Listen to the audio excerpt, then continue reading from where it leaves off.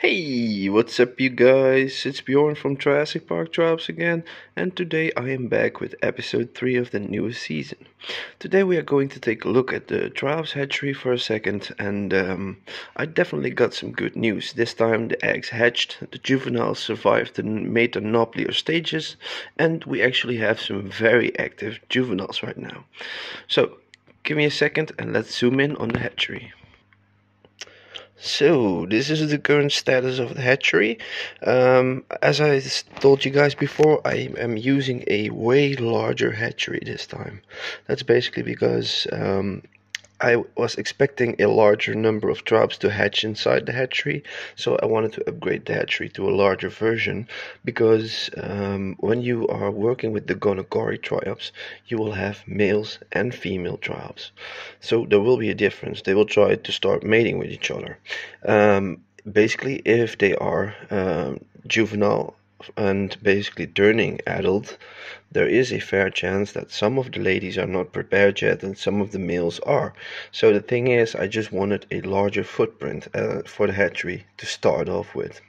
The second thing is, I was expecting that they will, if they actually have a little bit more room, that they would actually grow a little bit faster. But this is definitely not proven yet because actually it's the other way around. The triops are still fairly small. I think they are over a week old already, but they are incredibly small still. Let's take a look at some of them. So here are four of them. As you can see, they are not quite large, not yet. Not that large yet, excuse me.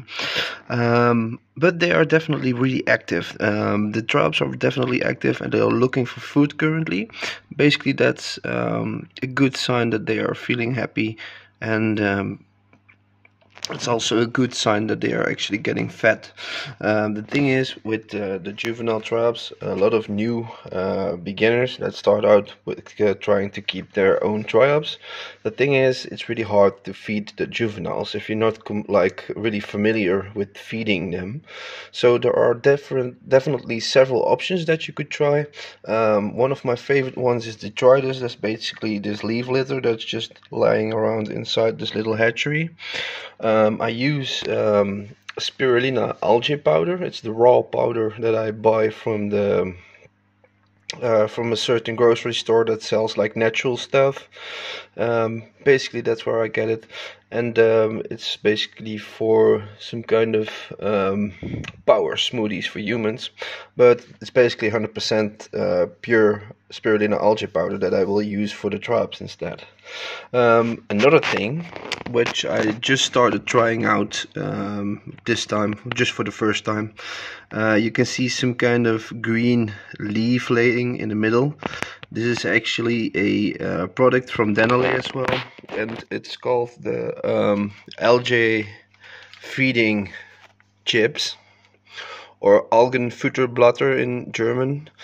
And basically these look like some kind of sushi leaves, and you can feed these to your triops. The thing is, this little leaf has been inside the hatchery for let's say perhaps 48 hours, almost 2 days now, and it definitely has decreased in size over the past 2 days, so they are definitely eating from it. And the thing is, I actually have a passive food source right now, which is great if you don't have too much time feeding or like checking on your triops every day, or at least several times a day.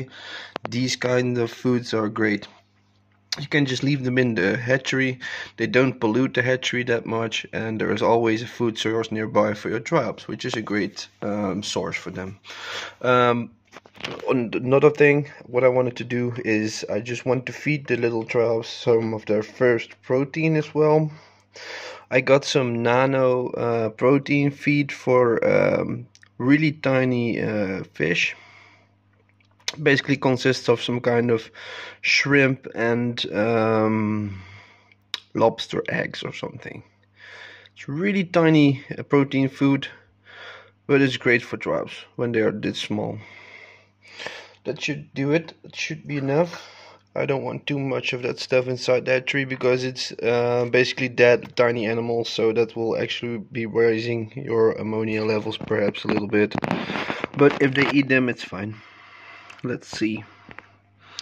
Here you can see there's also, so I used some brine shrimp, and these brine shrimp have been like conditioned with garlic, and that should be like beneficial for fish and for shrimp, but not completely sure if it's too much beneficial for triops as well. But I have it at hand because I'm using it for the fish, so the little triops will get this stuff as well.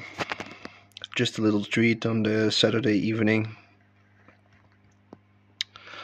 So that's definitely good. As you can see, they are quite pretty small still, but the thing is, it's a Cancriformis species, so I didn't expect otherwise as well. Basically because Cancriformis always is a really slow growing type of triops, but in the end they will get really big as well, so that's definitely something to wait for. The temperature of this tank is currently 27 degrees. The TDS on the main tank is 120. The TDS on the hatchery should be around 30 currently, and the pH is about 6.8 if I'm correct. So that's the current parameters.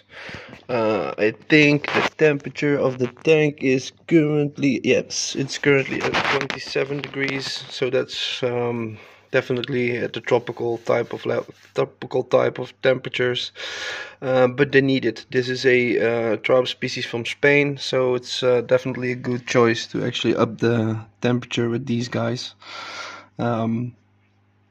Good thing is, on some of the specimens I can already see some coloration starting to kick in. Hope you guys are able to see that as well. No, not too much, I guess. No worries. They are definitely getting some color, so that's good. I'm definitely excited to see how they will grow in the upcoming weeks, and I will be definitely back with more update videos about this colony.